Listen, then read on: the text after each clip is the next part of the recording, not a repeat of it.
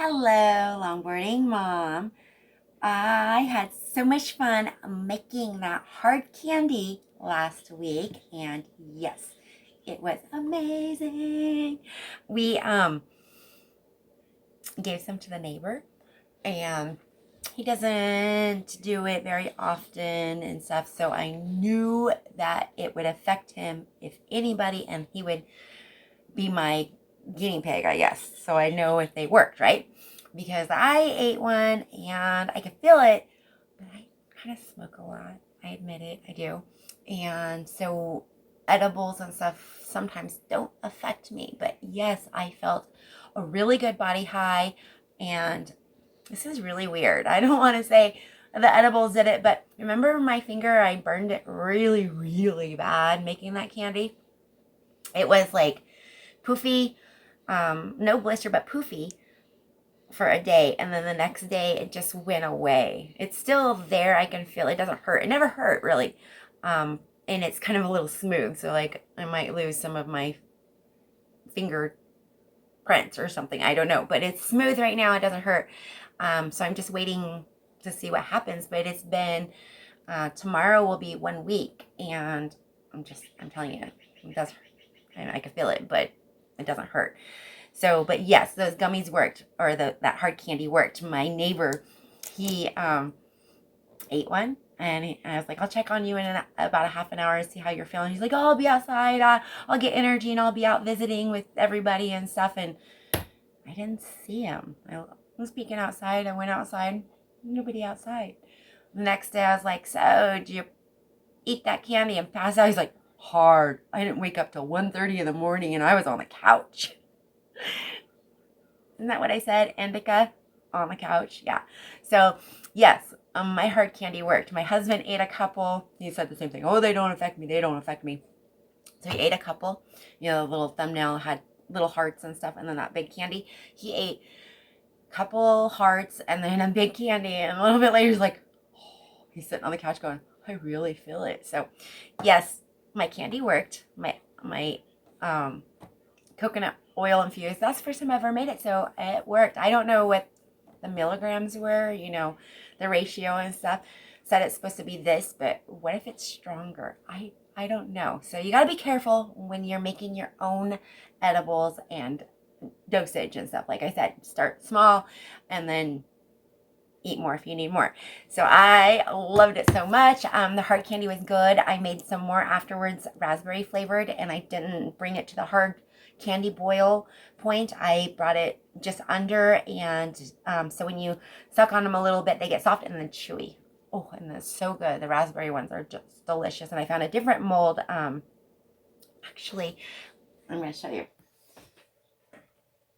I was looking for candy molds, and Fred Meyer's, everywhere in my little itty bitty town, they used to have candy making supplies and stuff. They remodeled Fred Meyer's and got rid of like half of the baking stuff. And so on my way home, I stopped by the coffee shop that my son works at. They've got all kinds of China made stuff, gifts, stuff that you can pick up in a pinch, right? And one time I was looking for the hot chocolate balls to make, couldn't find them. They had a ton of them. So I stopped there and I found ice trays, these little ice trays, and this is actually the perfect size for dosing and stuff.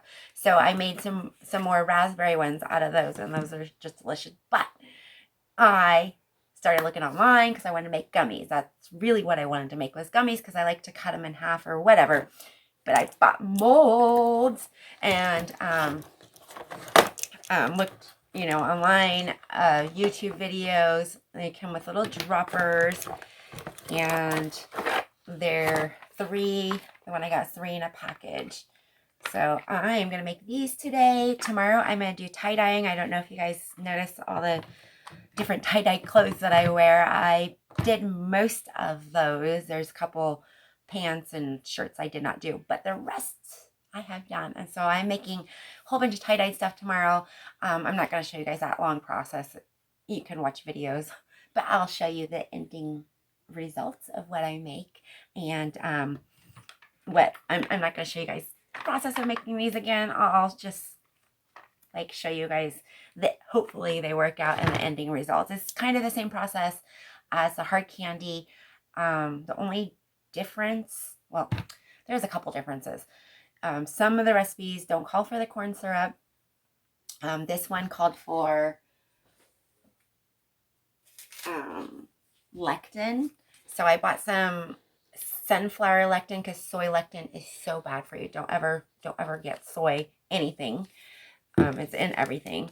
And then you need 4 packets of the gelatin along with your Jello flavor and some water.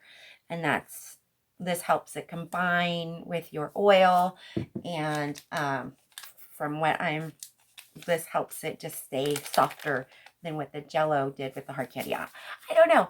It's fun. It's like a science, I guess. So I'm going to play and have fun. And this is what I like to do, cook and bake and make things and try things. And I see something on YouTube or Pinterest, and I say, I think I can make that. And I attempt it. So you guys are coming along with my adventures. And if it works out, maybe I'll do a video.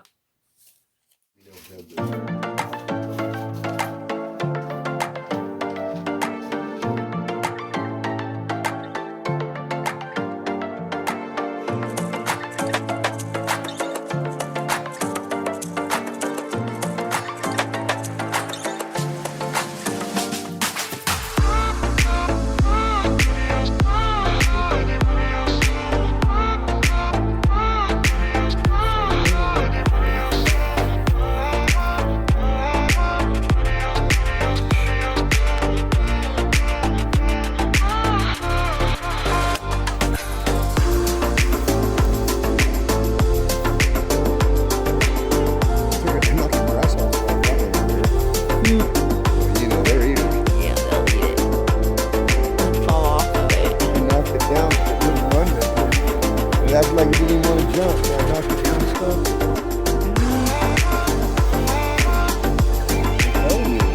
Yeah, that's bird proof.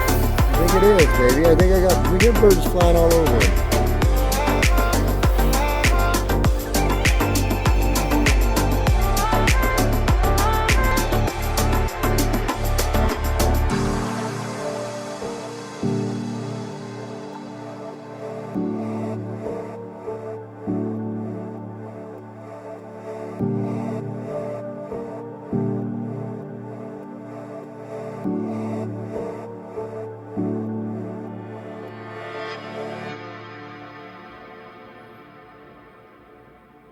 Hello, it's Wednesday, my last day off.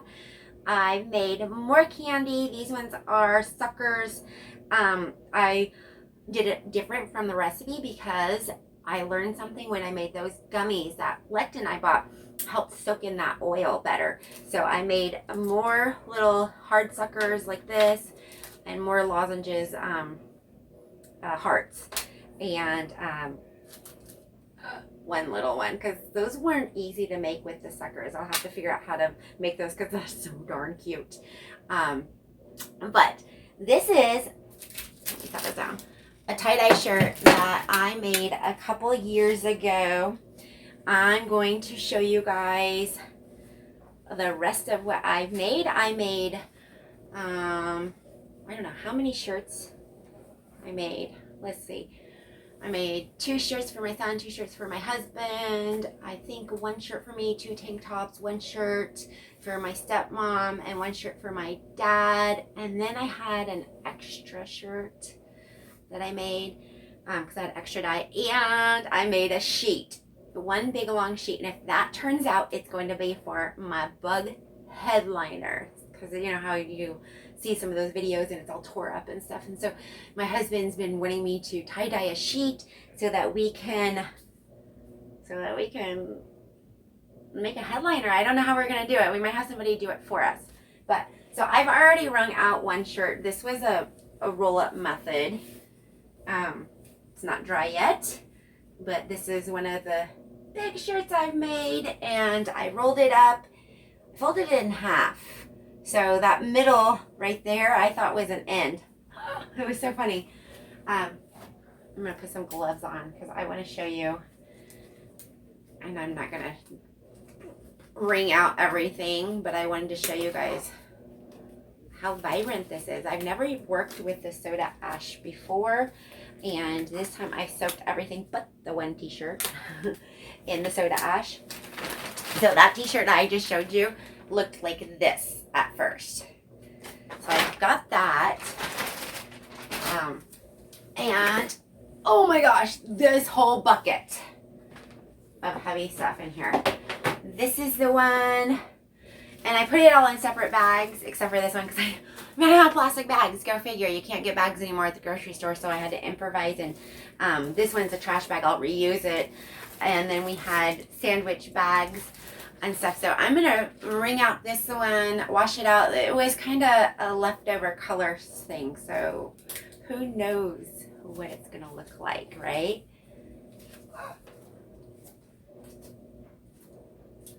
And you can cut those off. It's gonna be cool. I think the ones that are folded, and oh goodness, it's gonna be white and lots of splotchy. But like that rolled one took the color really, really well.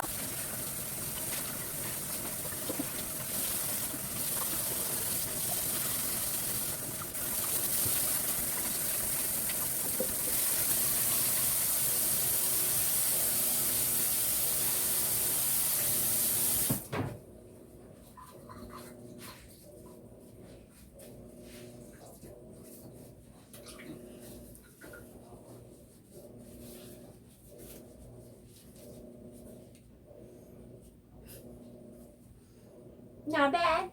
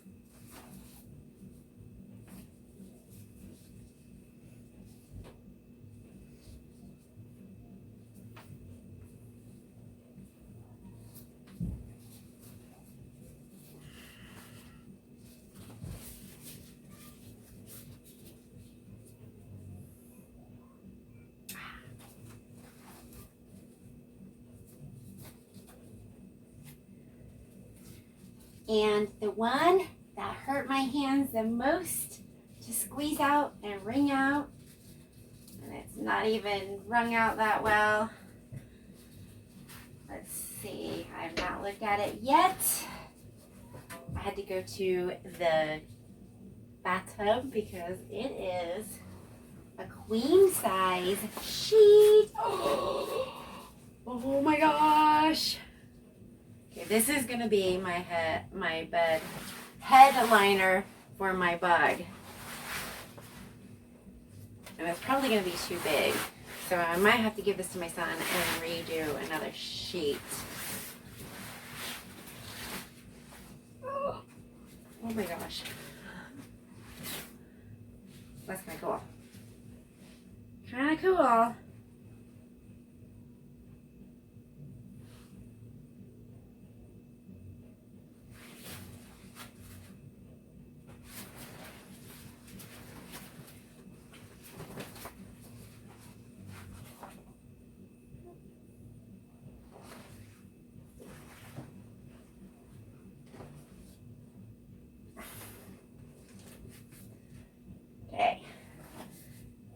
to go in the wash.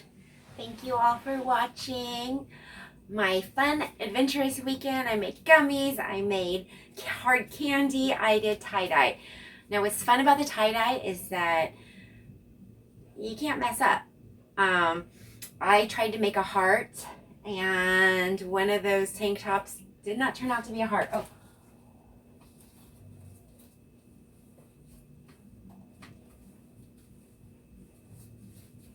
I don't even know where it went.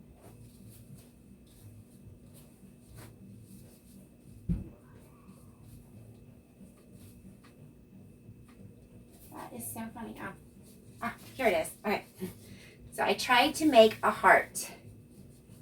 That is not a heart. I made a heart one time on my daughter's baby blanket, and well, it's for my grandbaby. I made a heart for her baby blanket, and the first time I ever tried to make a heart was on a tank top, same colors I believe, and it ended up looking like a praying mantis on it.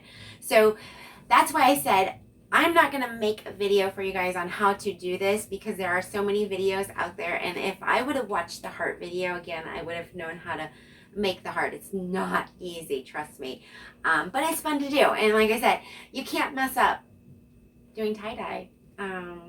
You really can't. I've got all these different designs and different colors and stuff like that. You just want to kind of keep the colors the same. You can use all the colors if you want, or you can use 3 colors or 4 colors, but you kind of want to keep the colors the same. It's like the purples and pinks and greens and blues and oranges and yellows and stuff like that.